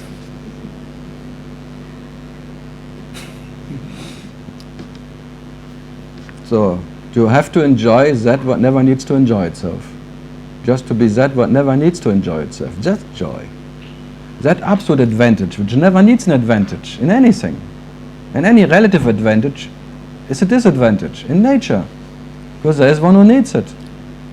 And to be Shakti, you don't need Shakti. You are Shakti. And you don't know Shakti. And all the Shakti you can get or you can experience is what? Compared to what you are, blowing in the wind. And that Shakti is peace. That Shakti is happiness. That Shakti is whatever. But it can never be owned. That's the main thing. It will never be owned by anyone, not even by yourself. There is no ownership in what you are. There was never anyone who realized that. Never ever. Even Ramana was, when he was asked, are you realized, Ramana? How can I realize what I am? That what I am is ever realized, it's that reality, and never needs to realize anything, and that what needs to realize will never realize that. So that realization of that reality you are never creates any realized one. It's just the dropping of one who is not realized, that's all. You drop the idea of realization, and then reality remains that reality. You drop the idea of enlightenment, that's it. Enlightenment, dropping the idea of an unenlightened one, but it doesn't create anyone who is enlightened. So in that sense, whoever thinks he is awake and talks to other ones who are not awake is still asleep.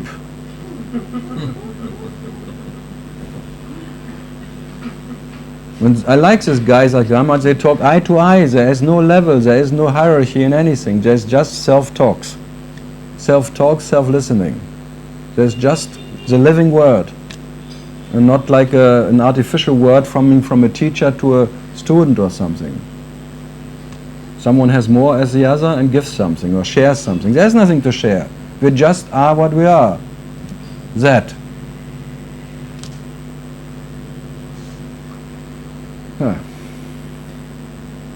And then there comes questions. And there are answers. Question machines and answer machines. So I always meet the whys, and I just come as why not. Variations of why and variation of why not.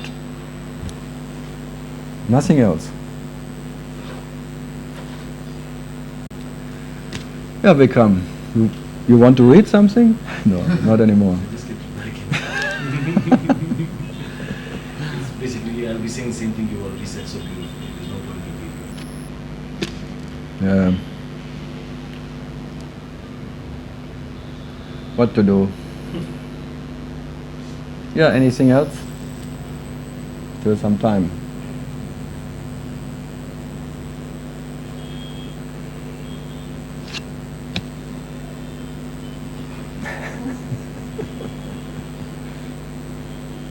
It's not so bad, huh? It's worse. Or whatever. It always gets worse, I tell you. It always gets worse. Cannot get better. It's always as good as it can get. This is goodness itself. It cannot get better or worse. Just goodness itself. So out of the goodness of your nature, only goodness is that what is the realization of it.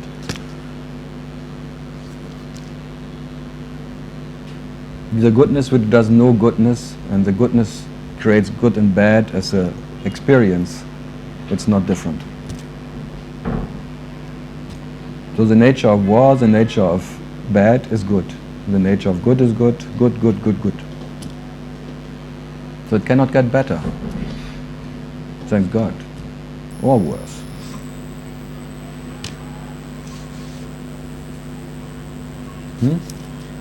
Some other noble truths? Well, just the last question. Oh, yeah.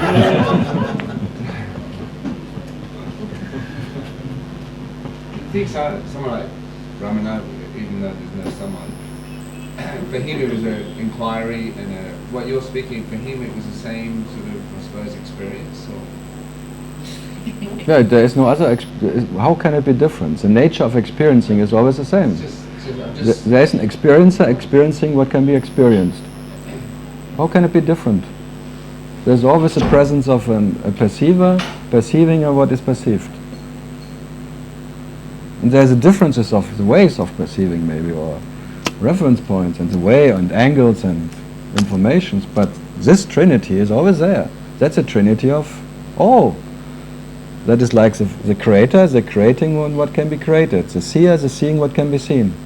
The whole scenery is always that what is the seer seeing what can be seen.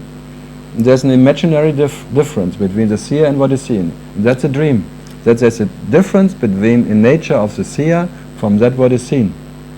But the heart of the seer is what you are, the heart of seeing, and the heart of what you can see is that what is heart, or the nature itself. The dream is only that you take yourself as a seer different from what is seen. That is a dream. And all the psychological suffering comes from that you are in differences. That you as a seer are different from what you see. And now whatever you try is to get one with you, what you see. You try to become in oneness. Whatever you try now to become oneness is futile. The oneness you can experience is still different to what you are.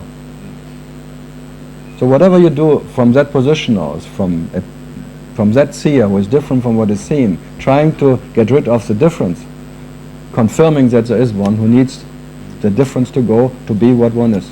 It's an infinite story of that trying to become one with your beloved. The lover wants to become one with the beloved. All the Sufi stories, going into God, becoming one with God, is all about the lover wants to become one with the beloved. God, or whatever you call it. First it's like a relative love with your mate, with your whatever friend, and then sometimes it's God. You imagine God and you want to be one with your beloved God. And then you dance the Darvish dance and all the techniques. And you become it, because if you drop the idea of God, the idea of me is dropped. But both, and there is this unity. But the unity you can reach by whatever, you can lose again. Fantastic. And you will do it again, because it's very nice not to be there. The absence of God in me is very nice. But you have to be in the presence of me and God too, what you are. If you only can be in that what you are by the absence of separation, you are depending on the absence of separation. You have to be in the present and absence, as you are any way what you are. You only can be in comfort in the absence of discomfort. You are still depending on the absence. You have to be that comfort is comfort in the presence and in the absence. And you are that. And I can just point to that. So you have to be in the presence of ignorance and the absence of ignorance. If you only can be in the absence of ignorance what you are, you're still depending on the absence of ignorance. So the prison is very fine you put yourself in. Because all these experiences say oneness, you're just popping into another state. You just go from the horizontal to the vertical. This is the power of now, oneness. This is very tall. The tolle oneness. It's very hard, Eckhart. No, that's for sure. And if someone is experiencing that in that oneness, that comfort, the absence of a story, for sure it's nicer than the presence of a story, of a past and the future. But who discriminates between the presence and absence? And who needs the absence of a story to be in the no mind? Who needs that bloody no mind? Only a mind needs a no mind to be in the comfort of the mind.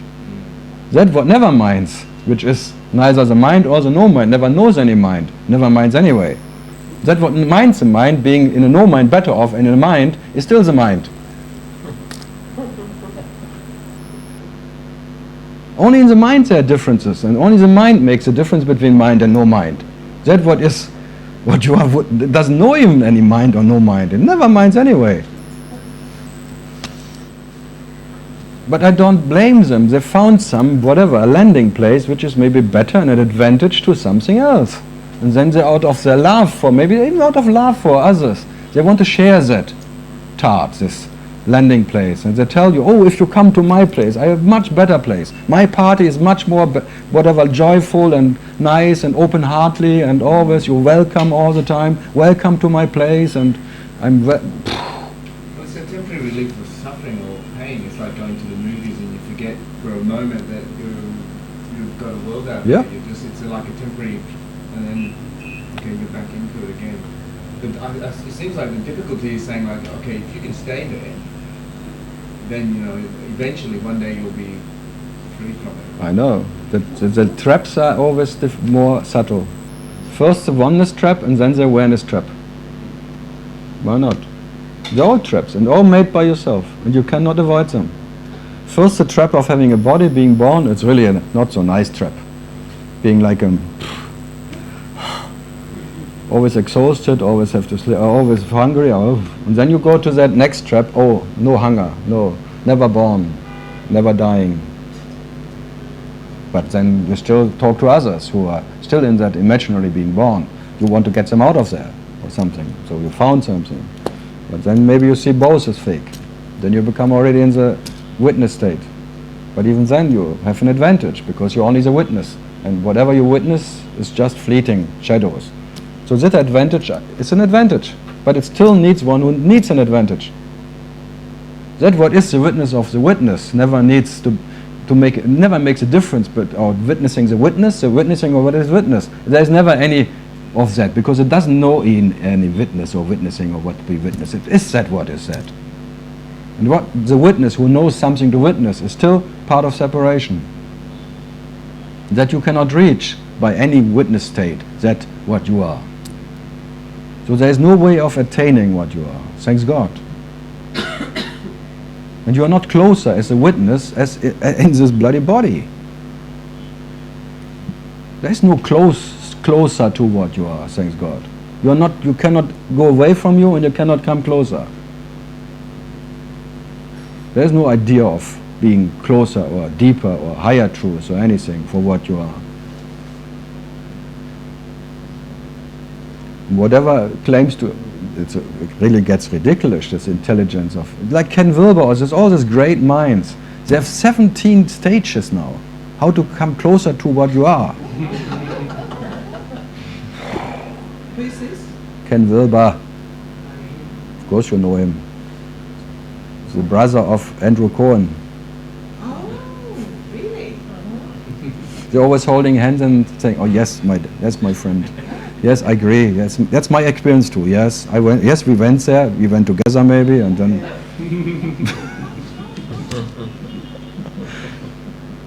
It's all a big show.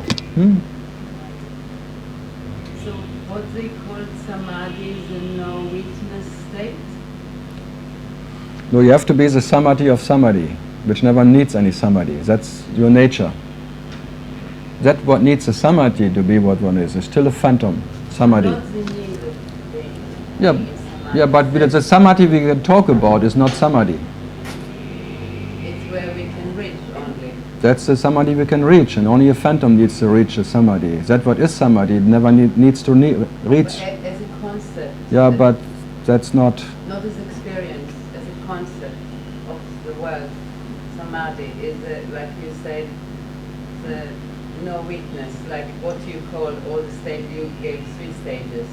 So They have in 7. Ramanat talks about 7 states. These are only the first 3. Then comes the initiation of the 4th state. The absolute absence of any presence of one who knows or doesn't know. That's the 4th state. And then the 5th state, that in waking up no one wakes up. Then you are awareness of awareness. The 6th you are I-amness of I-amness. And then the 6th you are that what is beyond all imaginary, what is world or not anything. So, but by none of that 7 states you can attain what you are. There are only that 7 ways of dreaming what you are, because you are the Parabrahman, which is not of the dream. Every 7 states are dream states. Even the absence of the presence is a dream state. So no one, if I can't express it differently, can experience that.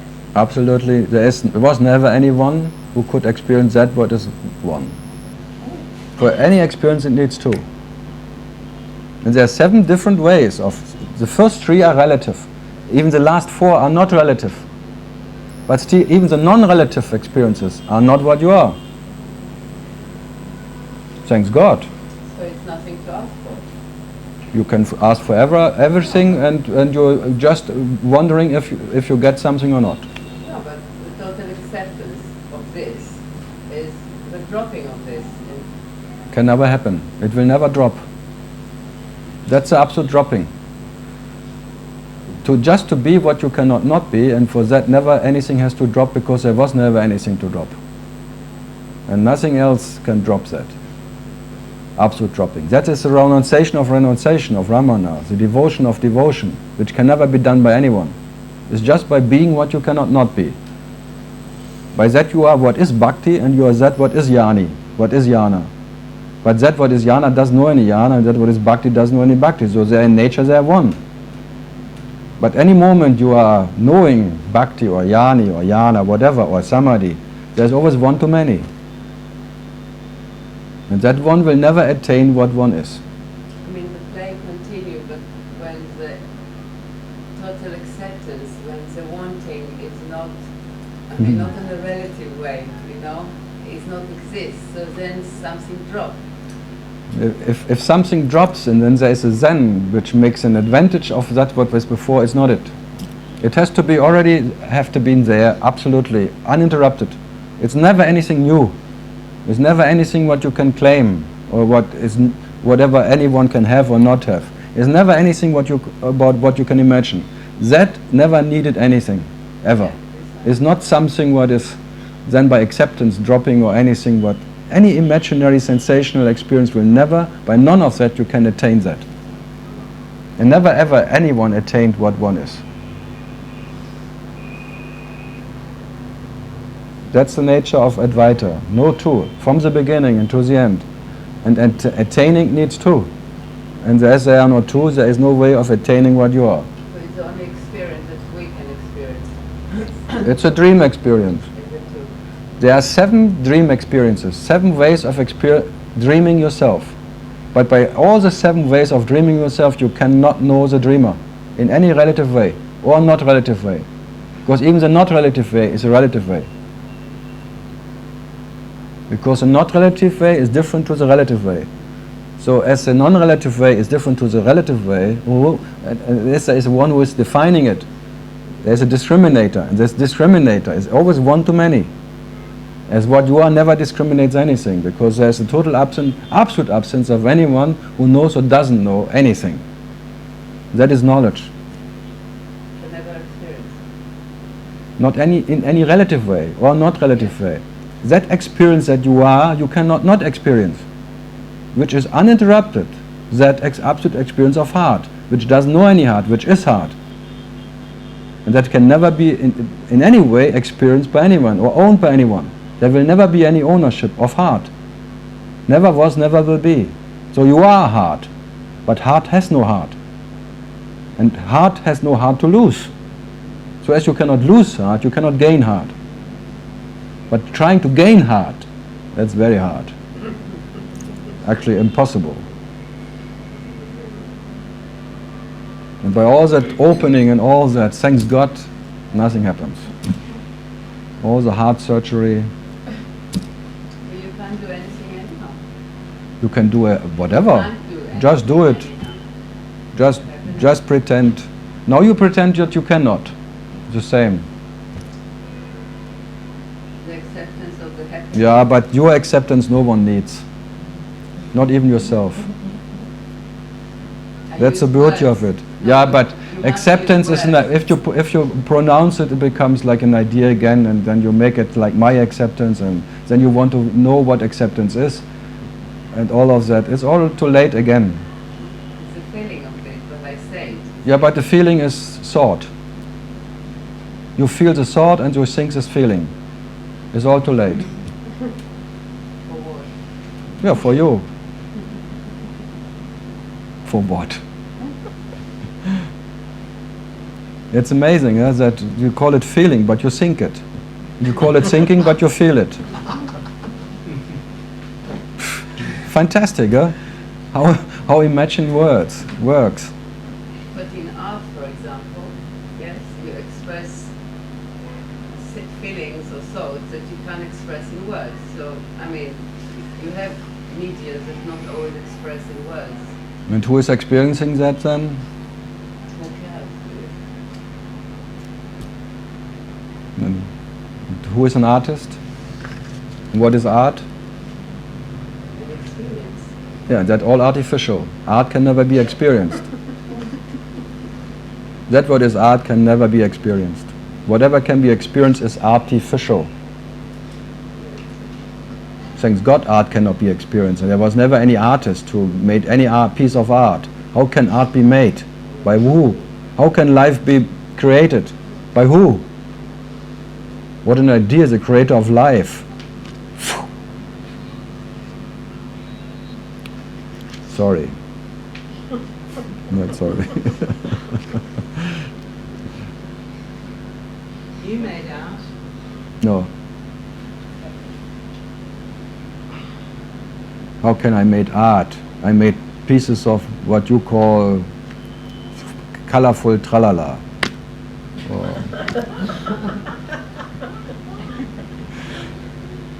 There was never any art anywhere you can experience. You can only experience the expression of art, but art cannot be experienced. So, any other artist? That's why it's called artist. Art is, but not.